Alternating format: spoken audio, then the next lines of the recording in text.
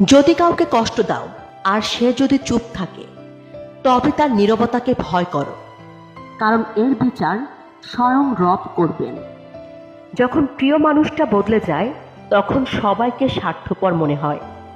যে তোমার রাগ অভিমান আলাদা করে বুঝবে, সে তোমাকে দিনের শেষে একবার হলেও খুঁজবে।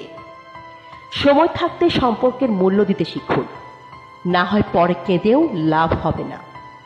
কাউকে হারালে জীবন কখনো শেষ হয় না, কিন্তু কাউকে পেয়ে তাকে আবার হারালে জীবনের আর কিছুই বাকি থাকে না। চাহিদা যত কম, জীবন তত সহজ এবং সুখের। মানুষ আপনার সাথে নয়, আপনার পরিস্থিতির সাথে হাত মিলায়। কুকুরের বাঁকা লেজ যেমন কোনোদিন সোজা করা যায় না, ঠিক তেমনি কিছু মানুষের সাথে যতই ভালো ব্যবহার করেন না কেন, তাদের